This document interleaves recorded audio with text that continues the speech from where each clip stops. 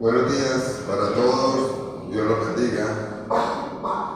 Hoy quiero invitarles a que ustedes me acompañen a la Biblia, a un pasaje de Gálatas. Por favor, vayan allí en su Biblia, acérquense a este libro del Nuevo Testamento, escrito por el apóstol Pablo. Y usted va a ir, cuando encuentre el libro de Gálatas casi al final de la Biblia, usted va a buscar el capítulo 6. Por favor, busque el capítulo 6 del libro de Gálatas. He invitado a todos que tengamos una Biblia cercana para que podamos leer lo que en ella está escrito. Entonces le voy a invitar a que usted por favor lo mire conmigo y busquemos el versículo 9. En el versículo 9 del libro de Gálatas capítulo 6 dice así: no nos cansemos pues de hacer bien, porque a su tiempo segaremos si no desmayamos. Y le pido que por favor observe lo que dice el texto. Es quizá de las cosas de las que sí nos cansamos de hacer bien. Pero resulta que aquí en la Biblia dice, el Señor nos da una orden y la orden es: no se canse nunca de hacer bien. ¿Cómo hacemos bien a una persona? De muchas maneras le podemos hacer bien a una persona. Yo quiero compartir una de las formas como se le puede hacer bien a una persona. Y le quiero para esto pedir que dentro del mismo libro de Gálatas y el mismo capítulo usted me ayude a leer 2 versículos. Y aquí vamos a analizar cómo se puede hacer bien a una persona. Y son el versículo 1 y el 2 de Gálatas capítulo 6. Le voy a invitar a que ahí usted, que ya buscó en su Biblia el capítulo 6, lo lea conmigo. Dice así: hermanos, si alguno fuere sorprendido en alguna falta, vosotros que sois espirituales, restauradle con espíritu de mansedumbre, considerándote a ti mismo, no sea que tú también seas tentado. Sobrellevad los unos las cargas de los otros y cumplid así la ley de Cristo. Vamos a dejarlo ahí, en ese pasaje. Hemos venido compartiendo un tema hace algunos días que lo hemos llamado el estilo de vida. Y con este tema lo que hemos querido compartir, esta serie de temas, es cómo Dios quiere que yo viva la vida cristiana. Pero le invito a que usted por favor analice este pasaje en Gálatas capítulo 6, versículo 1 y 2. Si usted observa, el texto empieza diciendo hermanos. Cuando usted lee en la Biblia que el texto empieza diciendo hermanos, es porque este texto va dirigido para los que son cristianos. Si usted ha aceptado a Jesús como Señor y Salvador, este pasaje es para usted. Pero después de que dice hermanos, dice lo siguiente: si alguno fuere sorprendido en alguna falta. Si alguno fuere sorprendido en alguna falta. ¿Ha sorprendido usted a algún cristiano en alguna falta o pecado? La pregunta es: ¿cómo lo afronto? ¿Qué hago cuando yo sorprendo a alguno en una falta? ¿Cómo reacciono? Porque en la mayoría de los casos nuestra reacción es muy diferente a lo que la Biblia dice. Voy a hacerles una pequeño recorrido explicando las formas como en la mayoría de las ocasiones reaccionamos cuando vemos a alguien cercano que peca. A veces la persona falló y esa falla me afectó a mí. En otras ocasiones afecta a otras personas. Pero aquí la Biblia no se refiere a un caso específico. En la Biblia dice: si alguno fuere sorprendido en alguna falta. Dice así. ¿Cómo reaccionamos cuando alguien que conocemos falla o peca? Lo voy a decir cómo lo hacemos. En la mayoría de los casos cometemos este error que lo he llamado en la manera equivocada de reaccionar cuando alguien peca. Se llama murmurar. Murmurar y juzgar. Entonces empezamos a hablar del otro, del pecado que cometió, y lo juzgamos. Y recuerden lo que dice el Señor. El Señor dice, lo dijo claramente, dijo: no juzguéis para que no seáis juzgados. Y en Santiago capítulo 4, versículo 11, usted se va a dar cuenta que relaciona el juicio, el murmurar con hacer juicio. Y nos enseña en la Biblia que nosotros no podemos cometer el error de convertirnos en jueces. Entonces, si usted tiene a alguien cercano al que le vio alguna falla, no cometa este error. No reaccione de la manera equivocada. No murmuremos ni juzguemos. Esa es la manera incorrecta. ¿De qué otra manera reaccionamos cuando vemos a una persona que falla, que peca? Porque todos cometemos pecados. Hemos sido salvados por el Señor y somos cristianos, pero cristianos que pecan. No en la misma dimensión, pero cristianos que pecan. Otra de las formas como reaccionamos es simplemente me hago el que no vi nada. O sea, no hago nada, simplemente digo cada uno le va a tener que responder a Dios, aunque eso es cierto, pero no hago absolutamente nada ni lo ayudo. Y en algunas ocasiones cuando tomamos actitudes como esta me convierto en cómplice, en otras simplemente indolente, nada más. Pero la Biblia enseña que ese no es el modelo correcto. Cuando tengo algún hermano que peca, la manera correcta no es simplemente dejarlo que él siga y no hacer absolutamente nada. Y existe una tercera manera de enfrentar casos como estos cuando usted tiene una persona cercana o un poco lejana que usted conoce y peca, y es buscar una salida espiritual. Y hoy quiero hablarle de cómo buscar una salida espiritual.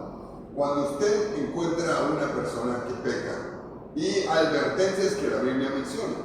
En ese mismo versículo, el versículo 1 dice así: hermanos, si alguno fuere sorprendido en una falta, y después de que dice eso, dice: restaurad, vosotros que sois espirituales, dice así, vosotros que sois espirituales, restauradle con espíritu de mansedumbre. Le voy a invitar a que por favor observe esto. En el texto dice la condición que debo tener para hacer la tarea, y también me da una orden el Señor. Fíjense que la Biblia dice vosotros que sois espirituales, para eso es la tarea.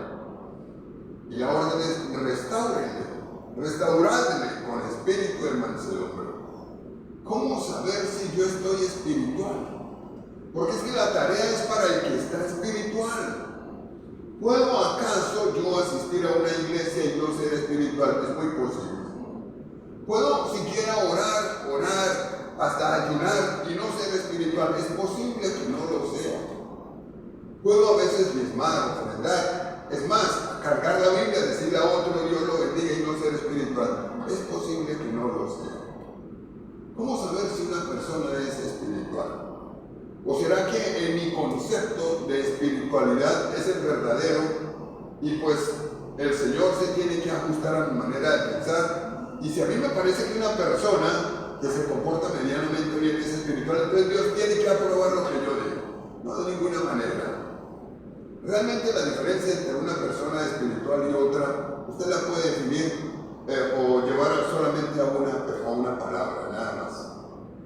El que es espiritual es obediente a lo que el Señor dice. Sencillo. Y cuando es obediente, entonces, lógicamente, es lleno del Espíritu Santo. Esa es la diferencia. El Señor dijo, si me amáis, guardad mis mandamientos. Eso lo dijo el Señor. O sea, la manera de yo demostrar que yo amo al Señor es obedeciéndolo. ¿Quiere entonces eso decir que si yo no obedezco lo que el Señor dice no soy espiritual? No es espiritual. O no somos espirituales. Entonces, si no soy espiritual, ¿qué otro título me da la Biblia? En la Biblia aparece el título y aunque no nos parece a veces muy bueno ni nos gusta, la verdad es que ese es el título que la Biblia dice. Se llama cristiano carnal. Anda en la carne.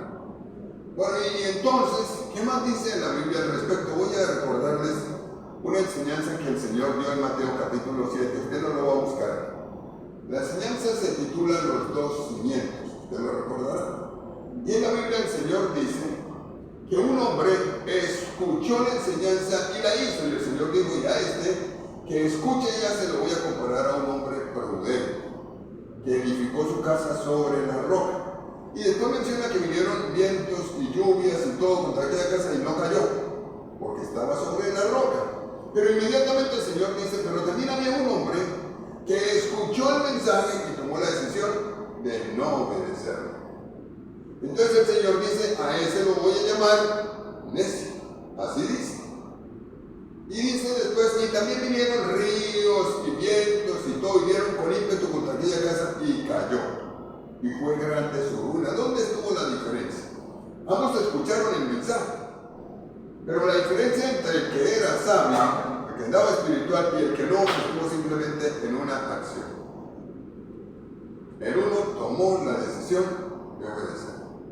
Así que no es tan difícil darse uno cuenta si uno es espiritual o no. Simplemente hay que ir a la Biblia y analizar mi actitud frente a lo que la Biblia dice. Bueno, para personas espirituales es precisamente el mensaje que ustedes acaban de leer conmigo. Pero también le da una orden, nos da una orden. La idea es que todos lleguemos allá. ¿Cuál es la orden? Cuando yo veo a alguien que peca, entonces el Señor dice, después de que usted es espiritual, entonces su tarea es restaurarle con espíritu de mansedumbre. Aquí tenemos dos palabras importantes. La primera es restaurarle, y es una orden, no es una sugerencia. La forma como está escrito el verbo le da a entender que es una orden. No dice, si usted quiere restaurar, sino que el Señor está ordenando, está diciendo restauradme. ¿Qué es restaurarle? ¿Qué es lo que quiere decir? En ese texto de la Biblia, restaurar significa ayudar a componer los huesos rotos. Acaba de pecar, acaba de cometer una falta, compóngale los huesos rotos. No al caído caerle, sino compóngale los huesos rotos. Y después nos dice la forma como se hace, con espíritu de mansedumbre. Bueno, y esa palabra mansedumbre, ¿qué significa? Esa palabra no significa con violencia, sino al revés, con paz, con suavidad, con amor. La orden es esta. Si usted ve a alguien a su lado que peca en algún momento, lo primero que usted y yo tenemos que hacer es trabajar en nuestra propia espiritualidad para poder ayudar a levantar al hermano. Hay ejemplos de esto en la Biblia de cómo se hace cualquier cantidad. Voy a mencionar algunos. ¿Y qué hacer cuando el que está cerca mío tiene pecados sexuales? Cualquier tipo de pecados sexuales. ¿Cómo reacciono ante una persona que comete pecados sexuales? Llámelo adulterio, fornicación, desviaciones sexuales, lo que usted quiera, pornografía, lo que usted quiera. ¿Será que al Señor le correspondió un caso así como ese? Claro que sí. En Juan capítulo 8 la Biblia dice que le llevaron a una mujer sorprendida en adulterio. Ustedes recordarán esa escena. Y le voy a invitar a que usted lo busque en su casa y lo lea. Y se la llevan y se la tiran al frente al Señor y le piden que el Señor tome una decisión frente a ella. La ley decía que tenían que quitarle la vida.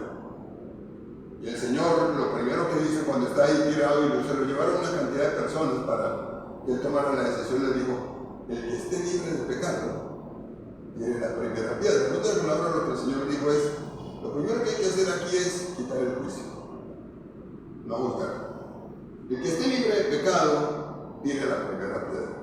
Todos se dieron cuenta que eran pecadores y empezaron a irse. Se queda la mujer sola con el Señor.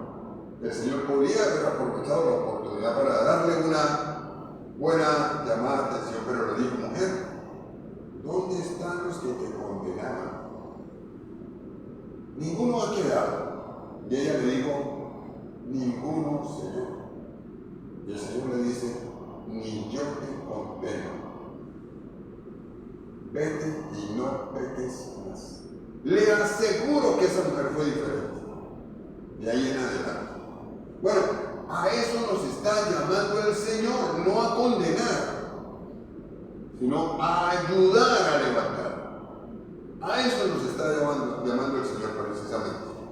¿Y qué pasa? Vamos a colocar otros ejemplos, vimos el de los problemas sexuales.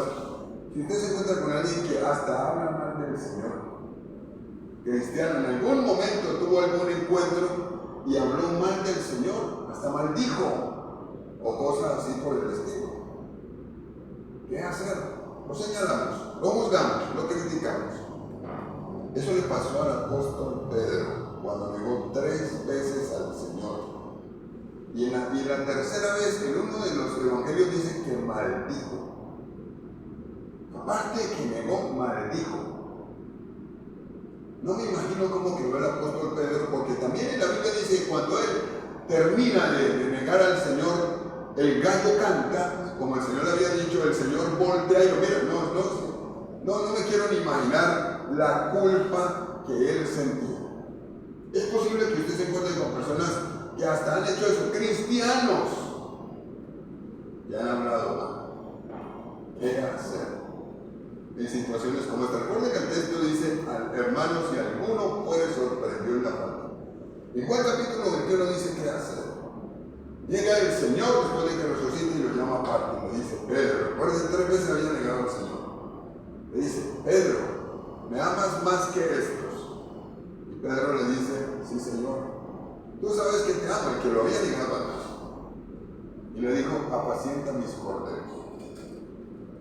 Caminan un poco más y el Señor le pregunta, Pedro, ¿tú de verdad me amas? Pedro le dice, Señor, tú sabes que te amo, de verdad te amo. Pastorea mis ovejas. Estaba dando hasta una responsabilidad. Y vuelve y le dice, Pedro, ¿me amas? Y Pedro se entristeció. Le dijo, Señor, tú lo sabes todo. Tú sabes que te amo. Pastorea mis ovejas. ¿Dónde hay juicio de parte del Señor? Ahí. No lo hay. Pero sí, perdón, misericordia. Y Pedro fue otro, diferente. En la mayoría de los casos lo que nosotros hacemos es caerle encima. Y pensamos que eso es lo correcto. No es lo correcto. No es la manera correcta. ¿Y qué tal si nos encontramos con un cristiano que roba y es corrupto? ¿Puede ser? Y nosotros sabemos. Y roba y es corrupto. ¿Hay ejemplos de esto en la Biblia? Claro que sí. En Lucas 19, usted se va a encontrar el caso de un hombre que se llamaba Zaqueo. Y Zaqueo era un publicano. Y los publicanos robaban al pueblo. Exprimían al pueblo y tenían muy mala reputación. Eran personas que trabajaban para el gobierno y cobraban impuestos, como empresas que conocemos hoy. Pero estos hombres abusaban de ese derecho y robaban al pueblo y la gente sabía. Nadie los quería. Jesús le dice Zaqueo en el capítulo 19 de Lucas, desciende porque hoy quiero posar en tu casa. Y va el Señor Jesús a donde Zaqueo. Y entra donde Zaqueo y empieza a hablarle del Evangelio, seguramente. No se menciona en la Biblia que el Señor Jesús le dijo, eres un ladrón, o no se acerquen a él, no dijo eso, para nada, sino que empezó a hablarle y fue tanto el amor que le mostró a Zaqueo que Zaqueo se pone en pie. Y dice, bueno, Señor, la mitad de mis bienes doy a los pobres, y si en algo he defraudado a alguno se lo devuelvo cuadruplicado. Y el Señor le dice, hoy ha venido la salvación a esta casa, porque este también es hijo de Abraham. Con un ladrón, con un corrupto, el Señor nos mostró cómo actuar. Y lo dijo de manera muy clara. No recriminó, sino que buscó restaurarlo. Eso es lo que hay que hacer. Y si nos encontramos con alguien que tiene vicios, cristianos que caen en vicios, y que viven de una manera terrible, y hacen y deshacen y hasta deshonran a sus padres, ¿qué hacer? ¿Cómo ayudar? ¿Qué es lo que Dios me dice que yo le puedo hacer?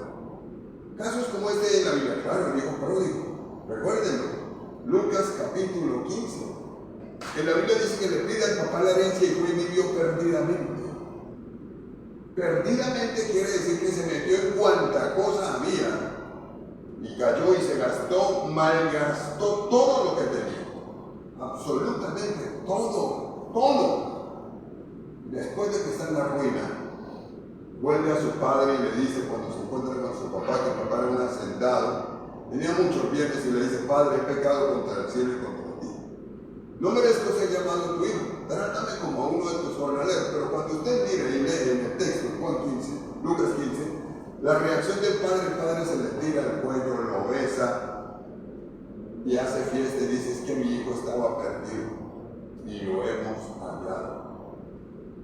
Le aseguro que experiencias de personas como estas, porque esto es una parábola, cambian a la persona. Cuando usted encuentra en la Biblia que el Señor Jesús dice, a través del apóstol Pablo, dice: hermanos, si alguno fuere sorprendido en una falta restaurable con espíritu de mansedumbre, se refiere a eso, a esa forma. Y también vamos a encontrar personas que hablan mal de otros, dice hermanos, vamos a encontrar personas que, en fin, que pleitean, tienen diferentes situaciones, vamos a encontrar de todo tipo. ¿Cómo hacer? ¿Cuál es el mandato del Señor? El mandato es claro: restaure con espíritu de mansedumbre. Ahí no termina el versículo. Si usted va al versículo, se va a dar cuenta que en el versículo también hay una advertencia. La advertencia en el versículo está en la última parte del versículo 1. Dice así, voy a leerlo todo nuevamente. Dice: hermanos, si alguno fuere sorprendido en una falta, vosotros que sois espirituales, restauradlo con espíritu de mansedumbre. Y hay una coma y dice: considerándote a ti mismo, no sea que tú también seas tentado. Fíjense la advertencia tan interesante. Presten atención, a usted le puede pasar lo mismo. Es como si la Biblia nos dijera a nosotros: cuidado, no estamos exentos. No estamos exentos de hacer lo mismo. Nos puede ocurrir exactamente igual. Nos puede pasar lo mismo. Entonces aquí el Señor nos está haciendo una advertencia. Entonces, si a mí me puede pasar lo mismo, la forma como yo tengo que reaccionar ante un hermano que cae es con misericordia y sin juicio. A veces hay que colocar disciplina. Pero si usted quita la misericordia, o yo quito la misericordia y juzgo es, lo acabo, me convierto en un juez. No lo estoy haciendo a la manera del Señor. Y es supremamente claro ese versículo. El versículo 1. ¿Qué espera Dios que yo haga mientras estoy aquí en el planeta? Aparte de todo lo que hemos visto anteriormente, Dios espera que yo sepa tratar los casos de pecado de un hermano y que lo haga como Él pide, con misericordia. Es más, en el versículo 2 refuerza la idea y le dice algo interesante al Señor. En el 2 dice: sobrellevad los unos las cargas de nosotros y cumplid así la ley de Cristo. Y le invito a que usted, por favor, parta ese versículo en dos. La primera parte es: sobrellevad los unos las cargas de los otros. ¿Qué significa sobrellevar? También es una orden, no aparece de manera de sugerencia. Sobrellevar es ayudar. Y cuando la Biblia dice cargas, se refiere a dificultades. Entonces lo que el Señor está diciendo es: ayude a superar las dificultades del que usted ve. Ayúdenme a superar las dificultades en las que se encuentra, y me parece que es lo que tenemos que hacer, tener en cuenta. No dice la Biblia: échese usted toda la carga encima. El único que lo hizo fue el Señor Jesús. Sino aquí me dice: ayúdenme a superar las cargas, las dificultades. ¿Cómo podemos ayudar a una persona que cae a superar las cargas o que tiene muchas dificultades a superar las cargas? Hay varias maneras. Una de ellas es decirle: vamos a hacer un acuerdo de oración, voy a orar por ti y me comprometo a respaldarte en la oración. Y esa es tarea que el Señor nos da a cada uno de nosotros. Otra manera es: bueno, si la situación está muy complicada, ayunemos y me comprometo a ayunar con Él para que Él pueda ser restaurado. Le doy consejería. Si en algún momento tengo que ayudarle, lo hago. Y hay un ejemplo en la Biblia de cómo se ayuda a sobrellevar las cargas. Y este es un pasaje bastante conocido que yo voy a invitar a que usted lo lea conmigo. Esto es ayudar a sobrellevar las cargas a una persona que está en dificultades. En el segundo libro de Reyes, usted va a encontrar este ejemplo. Por favor, le quiero invitar a que usted vaya al segundo libro de Reyes, capítulo 4.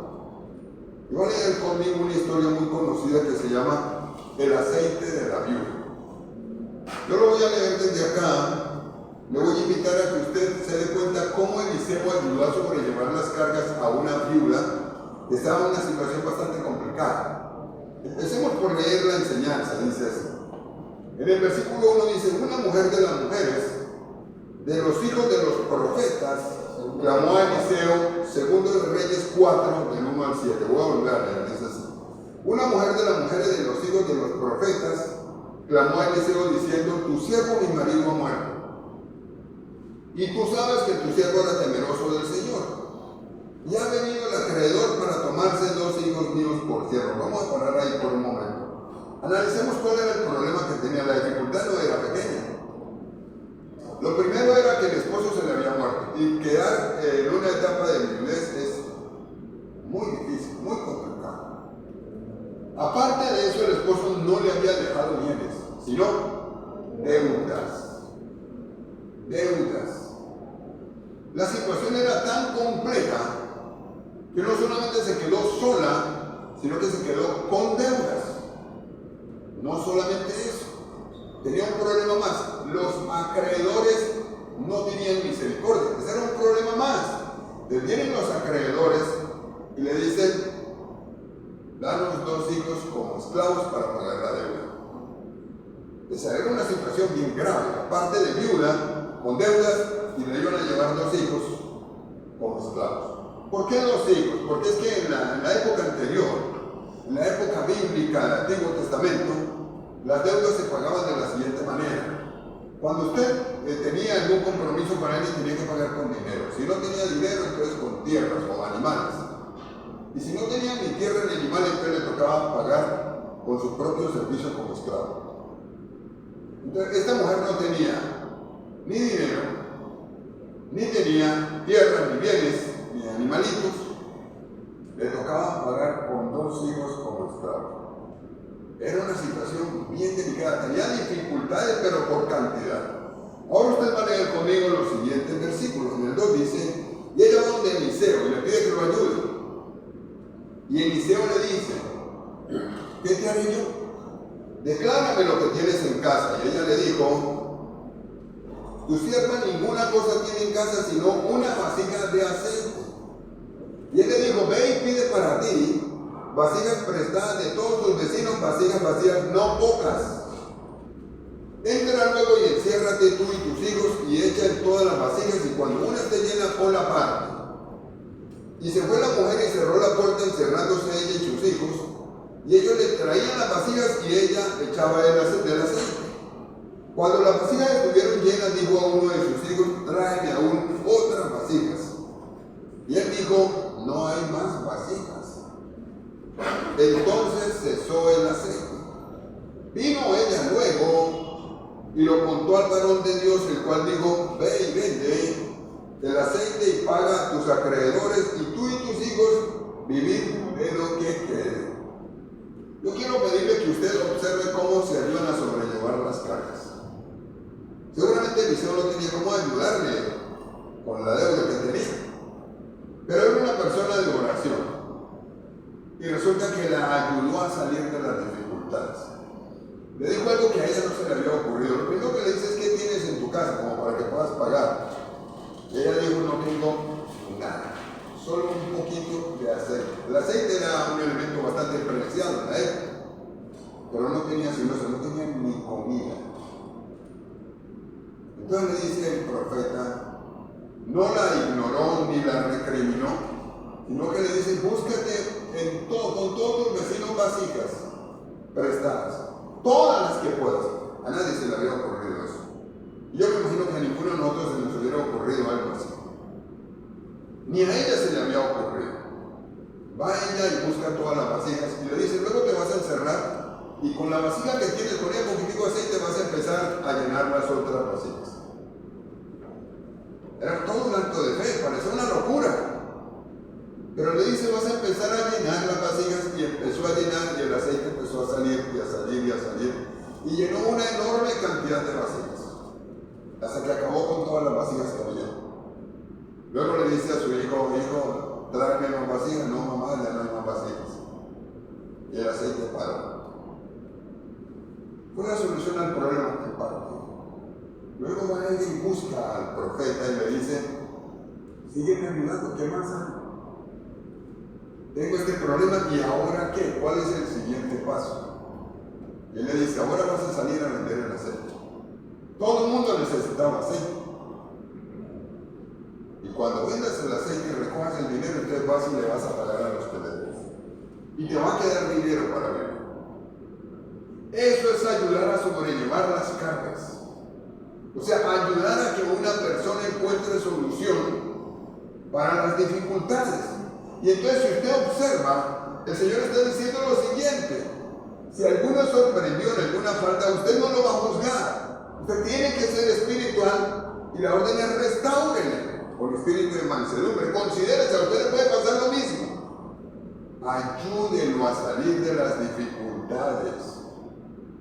Ayúdenlo a salir de las dificultades. En muchos casos nosotros lo único que hacemos es decirles: voy a orar por usted, y no más, y a veces ni oramos. Pero la orden del Señor es: ayúdenle a salir de las dificultades. No dice la Biblia: échese usted toda la carga, no lo dice. Pero sí dice: ayúdenle a salir de las dificultades. Ayúdenle a enderezar su vida, ayúdenlo. Y termina diciendo con una, como que me parece a mí como la perla del pastel, o la fresa, la cereza del pastel. Termina diciendo el Señor: y cumplan así la ley de Cristo. ¿Cómo así? Si yo no sobrellevo a Dios, sobrellevar las cargas, no cumplo la ley de Cristo. Pues pareciera que no. Me está colocando esa condición. Ayúdale a sobrellevar las cargas y cumpla así la ley de Cristo. ¿Y cuál es la ley de Cristo? ¿Cuál ley? El amor. Recuerden, en esto conocerán todos que soy mi discípulo, si tuvierais amor los unos para con los otros. Entonces, ¿cómo quiere Dios que yo viva como cristiano mientras estoy aquí? Porque es que no solamente el Señor me dice que soporte a los demás, en fin, que haga muchas cosas, sino que la Biblia me dice también: y se le van a presentar cristianos que van a darle mal testimonio, o van a dar mal testimonio. ¿Cómo hacer? Y usted encuentra que la Biblia dice claramente cómo hacer. Así que nuestra tarea es esto, como para concluir: solo estando espirituales podemos ayudar a otras personas a restaurar. La tarea es grande. Necesito ser obediente a la Biblia espiritual para poder ayudar a otros. No se puede de otra manera. He escuchado a algunos que dicen: pero yo he podido ayudar a otras personas sin obedecer a Dios. Lo ha podido ayudar en parte, pero no es el modelo bíblico.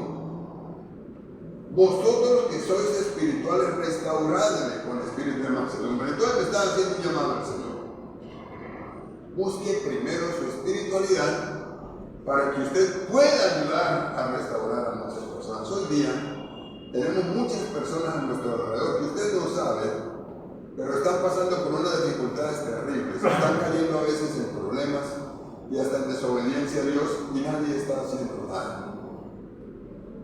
Y al contrario, se sienten juzgados, discriminados y demás. ¿Es acaso ese el mandato del Señor? No, ese no es. Así que después de compartir una serie de temas de lo que el Señor me pide que yo haga los unos a los otros, que dice la Biblia, yo quise terminar con esto. ¿Qué hacer cuando un hermano peca? Falla. Esto también es algo que Dios me pide que yo haga. Y necesito tratarlo así. Conclusión. Dios me está pidiendo que yo primero sea espiritual. Es la única manera de poder ayudar a llevar las cargas de otros con amor. Les voy a hacer un desafío. Tomemos la decisión de ser obedientes al Señor. Ese es el secreto. Y que el Espíritu Santo nos dirija. Pero eso le corresponde a usted y a mí. Yo soy el que tomo la decisión. Necesito tomar la decisión de ser espiritual.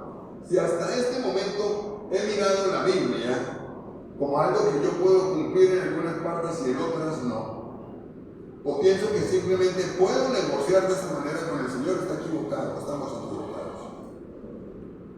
Aquí el secreto es ser espirituales. Y voy a invitar a que todos lo busquemos, ser espirituales. Y vamos a poder ayudar a restaurar a mucha gente. Hoy día la iglesia hace al revés.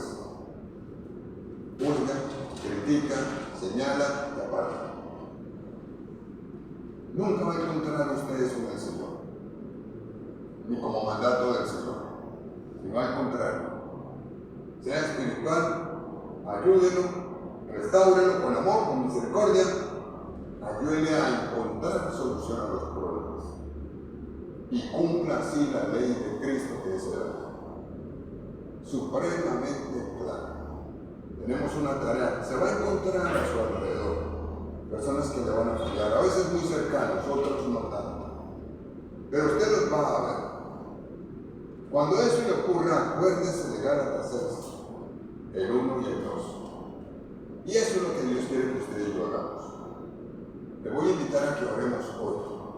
Y vamos a encomendar nuestra vida al Señor. Luego lo primero que le voy a pedir es que usted se asegure de que usted realmente ha aceptado a Jesús. Si usted no ha aceptado a Jesús de corazón, hoy le voy a pedir que usted reconozca que Jesucristo lo ama y tiene misericordia para usted. Así que le invito donde está que usted haga esta oración conmigo. Pero dígaselo de corazón. Dígale, Señor Jesucristo, yo entiendo que me amas. Y también entiendo que te necesito. Dígale, yo te necesito porque sin ti no soy salvo. También reconozco que he pecado mucho contra ti. Y aún es posible que en este tiempo he estado desobedeciendo. Pero tú me ofreces que tú me perdonas todos mis pecados, así que hoy te invito para que entres a mi vida, dígaselo conmigo. Te invito para que entres a mi vida y para que tú seas mi Señor y mi Salvador. Dígale gracias por perdonar mis pecados y por darme la vida eterna. Ahora te pido que hagas de mí la persona que tú quieres que yo sea. Y le voy a invitar a que todos los que estamos aquí oremos dándole gracias a Dios por su palabra, que es contundente y es maravillosa. Pero usted va a orar por usted mismo. Este es el momento de pedirle perdón al Señor por la desobediencia. Quizá le hemos desobedecido en algunas áreas. No hacemos lo que Él dice y nos justificamos, pero todavía. Su palabra es clara. Y a veces no queremos salir de esa situación en la que estamos actuando. No queremos. Pero yo hoy quiero pedirle que usted se coloque frente al Señor en oración. Y aquí en oración usted y yo le pidamos perdón al Señor, pero de verdad. No simplemente por el momento. El que pide perdón se aparta del pecado. Yo le voy a invitar a que usted hoy le pida perdón al Señor conmigo. Vamos a pedirle perdón al Señor y a darle gracias porque en la Biblia dice que si yo confieso mis pecados, Él es fiel y justo para perdonar mis pecados y limpiarme de toda maldad. Y si todavía tiene o tenemos problemas de culpa y nos sentimos culpables, voy a invitar a que usted le entregue esa culpa al Señor porque no es de Dios.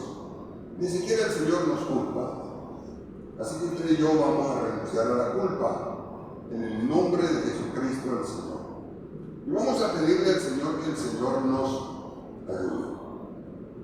También le voy a pedir que hoy usted ore por el cristiano o otro que usted cercano que usted haya visto que ha fallado o está fallando. Yo le voy a invitar a que donde usted está, usted y yo renunciemos a juzgarlo. Y si lo hemos juzgado, le voy a invitar a que renunciemos a hacer juicios y a murmurar. Vamos a renunciar a eso en el nombre de Jesucristo el Señor. Y al contrario, usted lo va a bendecir. Y vamos a bendecirlos. Y vamos a pedirle al Señor que nos permita restaurarlo con la ayuda del Espíritu Santo, con mansedumbre, para que pueda volver al camino del Señor. Y le ayudemos a solucionar sus problemas. Hoy te pedimos, Señor, que tú uses a cada uno de los que estamos aquí y nos guardes, no sea que también seamos tentados. Por favor, bendícenos y ayúdanos. Danos la oportunidad de cumplir con lo que tú nos mandas, que es supremamente claro. Y pedimos tu bendición para nosotros. En el nombre de Jesucristo el Señor. Amén.